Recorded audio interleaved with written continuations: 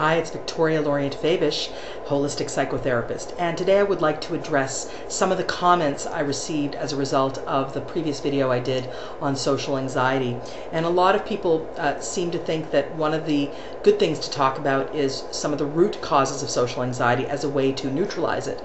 And while I agree with that, finding the root causes of the social anxiety is very important, sometimes the behavior is so habituated and the neural pathways are so thick that the behavior will not be neutralized simply by understanding the root causes. And so cognitive work needs to be done as well as understanding the psychological sources of it. So let me talk about a little bit of the possible psychological sources and root causes of social anxiety.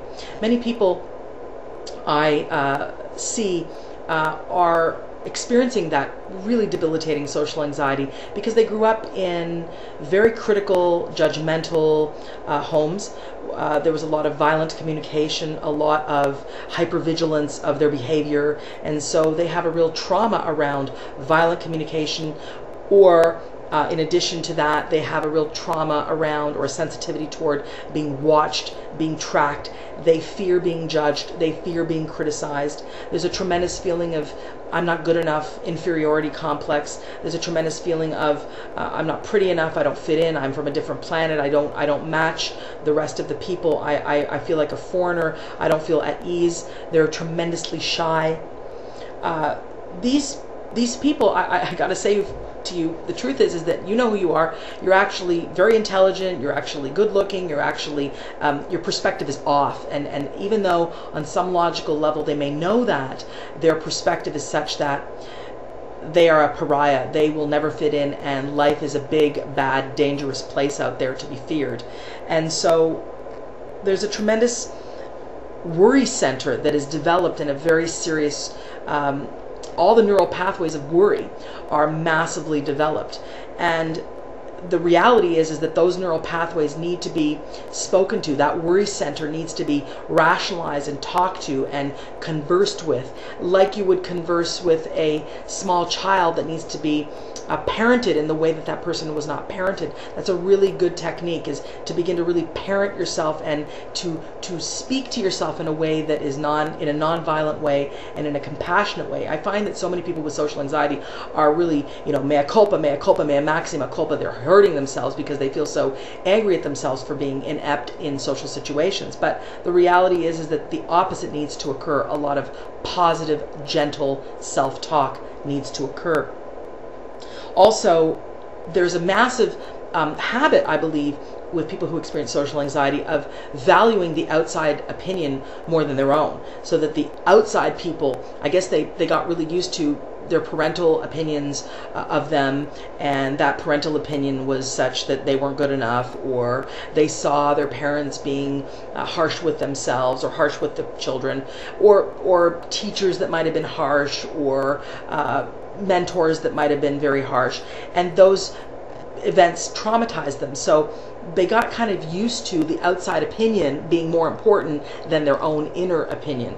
And that is what I work on a lot, is really getting a real handle on that inner loving parental voice, not a critical parental voice, but an inner loving voice that is constantly reaffirming all of that good stuff, as opposed to really we try and neutralize that bad stuff that is so judgmental and so hypercritical of oneself. Basically, I'm really working on shifting the cognitive perspective that is off.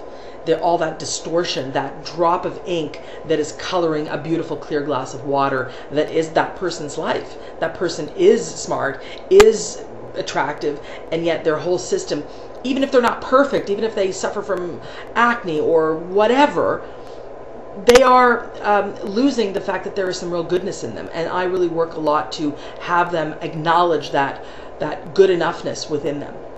And I believe that the sources of that definitely come from, 0 to 15, stuff that went on at school, stuff that went on at home, stuff that went on with mentors, and those sources are very impacting the rest of that person's life who is debilitated by that social anxiety. The other thing is that all of these events often will cause a person's nervous system to be extremely almost damaged, but the nervous system is hypersensitive. And so a lot of the work is about relaxation and bringing that nervous system down through breathing and meditating and positive visualization, because the brain really doesn't differentiate between imagination and reality. So positive visualization of calming, nurturing, non-judgmental experiences will begin to calm that nervous system. It takes time to build new neural pathways, but it does work with repetitive positive reinforcement. All right, so I'm hoping that this video helps some of you who are wanting me to address some of the sources, and I will periodically upload other videos about this.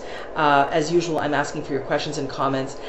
Email me at askvictoria@rogers.com. Have a wonderful day, and I'm thinking about you.